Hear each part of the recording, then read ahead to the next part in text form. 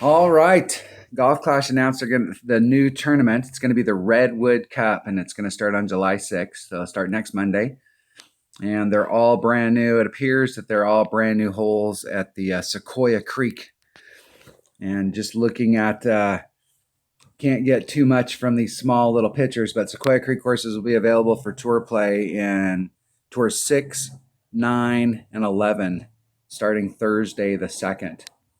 So it'll give us an opportunity to go in there and practice. So here's the deal with brand new holes. So I like it when we have brand new holes. And the deal about playing holes for the first time is the first time you play them, what we're looking for in scores versus what we get the second time we play them, where now we've kind of got some stuff figured out. So this is an opportunity for people, especially if you know how to use the wind ring method and you know how to adjust for wind. This is an opportunity to really get at it when these holes are brand new. So my focus when I'm playing these holes and when you're out there playing one-on-one is my focus is really going to be to try and pick up what I need to do on all of these par fours.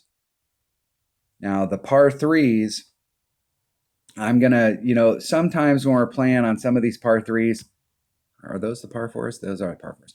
Sometimes when you're playing on these par threes, there are obvious hole-in-one opportunities right off the bat. But if it's hard to tell in these 2D pictures like what kind of movement there is down on the course. But if there's any of them that are difficult, this is where your backspin clubs come in really handy. You can get in front of all the traps, backspin it onto the green, get your birdie, roll onto the next hole. But my focus whenever we have brand new holes, the thing I'm most keen about is what are my chances on the par fives to put myself in a spot where I can get an Albie? And how do I get eagles on these par fours? Because I truly believe that we make our living by getting eagles on par fours. That's the ticket.